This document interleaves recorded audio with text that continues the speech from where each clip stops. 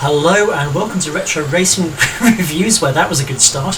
So this time out I am checking out a mod for Assetto Corsa, which I have to say is the craziest thing I've ever come across in terms of car mods for anything much.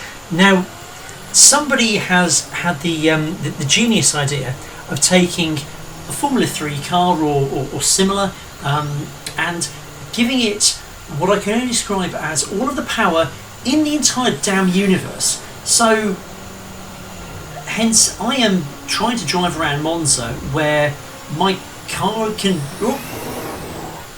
do about 900 miles an hour, I think, if not more. Okay, that definitely hit about 1300 miles an hour or something like that. So I have a car that can go from naught to stupid in the blink of an eye, can decelerate from stupid to naught in the blink of an eye, and is not undrivable, I hasten to add, but certainly not the easiest thing I have ever come across. And the fact that the brakes are literally like pressing stop, just putting pause on, the car just stops. It goes from whatever speed you're doing to not. Oh dear, that broke. So yeah. Anyway, while I'm stuck in the scenery, this is a mod I have personally a lot of time for. Not that I think I can actually play it for any particular length of time. Just this is the Plan 9 from outer space of car mods. It's terrible, quite frankly. The car is undrivable.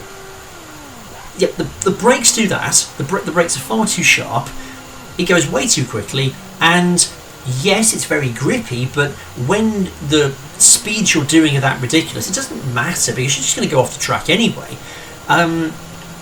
So why this is so bad it's good is this is the thing that you give to your friends as a joke. You say, hey, come play Assetto Corsa. It's a fabulous game. Look, I'll give you this really easy car. It's got lots of grip and everything else. It's really fast.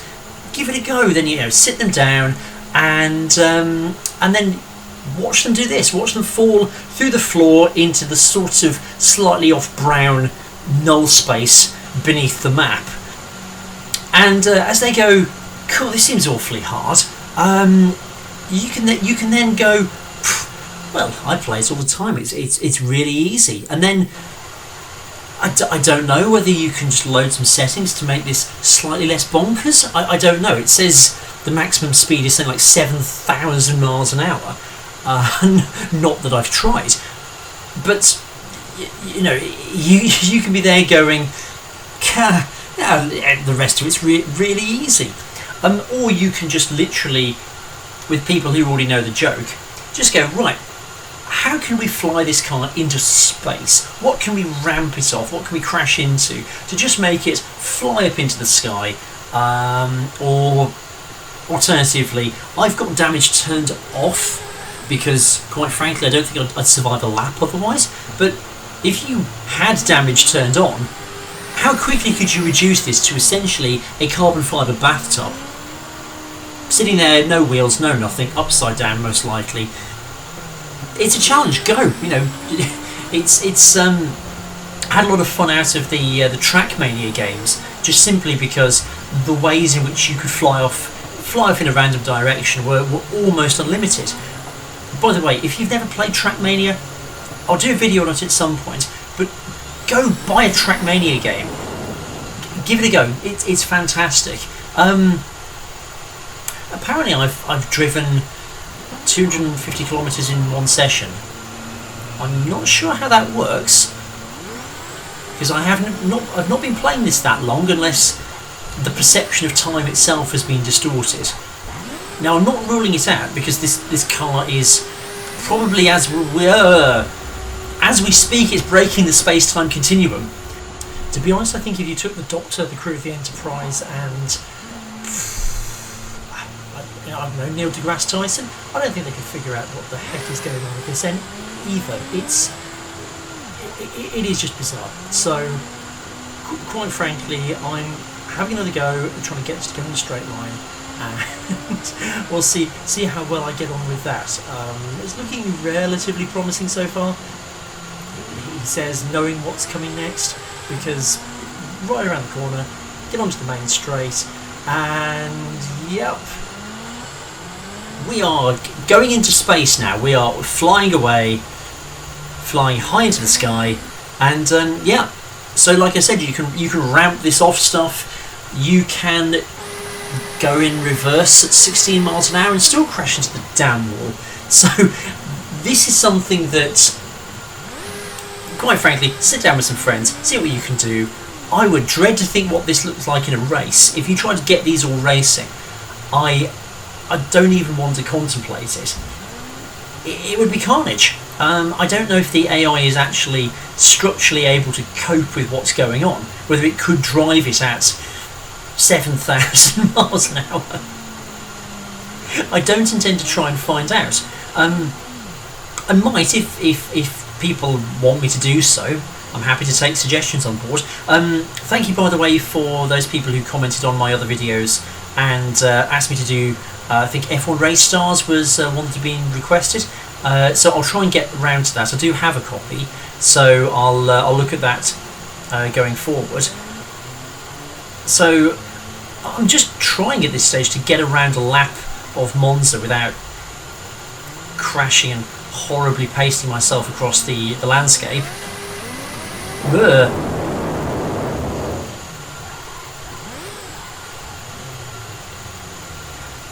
A lot of driving this car is about timing. If you can brake at the right times, in theory you can get around any corner. In theory. The issue is that, as you see, I've had to have a couple of stabs at that because it's just really difficult to work out where the braking point is, because you brake where you'd brake in an F1 car. So just under the bridge previously, coming up to the second chicane, and it just doesn't have any relevance to where this car stops. I think they said this thing is meant to be jet powered, which is why it looks like there's just a bunch of yellow fog coming out of the back of it. Okay, that's 1,000 miles an hour. That's okay, fine. My lap won't count. I think I can live with that.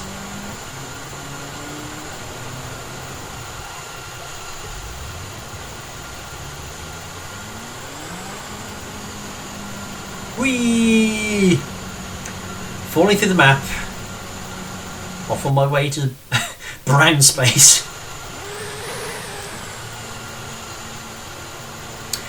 So yes, anyway, I think mods like this are fantastic because, quite frankly, there's not enough odd stuff in racing games.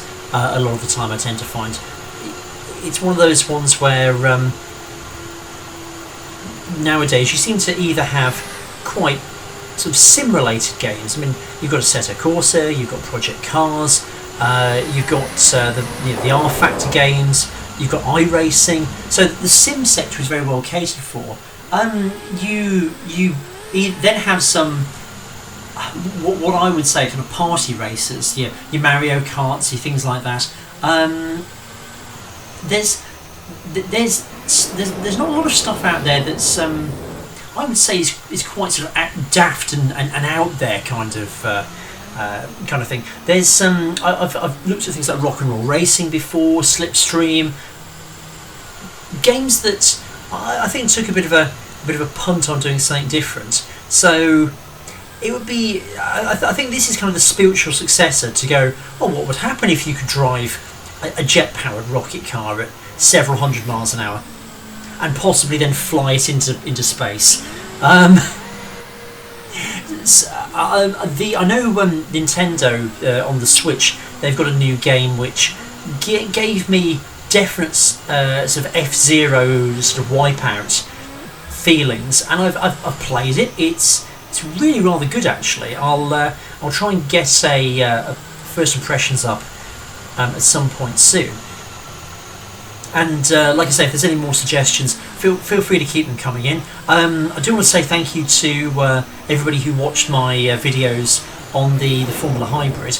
I had about 1,200 at last count for the main review video, and another sort of 150 odd for the one where I did the review of the Australian Grand Prix. So it is much appreciated. Thank you for watching those, and for likes and comments, etc. If there's anything that you would like to see me do, or any other ways you think I could improve what I'm doing, it's been very helpful. I certainly know the comments on the sound mix have been helpful. I've been trying to be a bit more conscious of that. So I'll do a preview for the Chinese Grand Prix, and I've got some slightly more sensible stuff coming up for Assetto Corsa as well, rather than this getting stuck in the scenery, flying off into space, and so on and so forth. So hopefully you'll enjoy all of that, and then I'm going to take a look at some other games, because I appreciate I've done a bit of Assetto Corsa recently, and I can go and have a look at some other stuff going forward. So I'm hoping to at least have a preview or a review of every Grand Prix this season. That's the plan. Certainly looking forward to the Chinese Grand Prix. We've got a bit of a bit of a longer straight, and hopefully we won't see anybody phasing through the walls or the floor, or call it what you will. So at this point, I am going to sign off, and I will let you watch through the remaining few minutes of this video. I'll link to some more videos at the end, so check them out. And like I say again, if you like the video, please share it around. Click like, click subscribe to the channel. It's nice to see more people on there as I fly through the air. Where else can you see flying an F3 car for fun? So thanks ever so much for watching again, and see you next time out. Many thanks. Bye.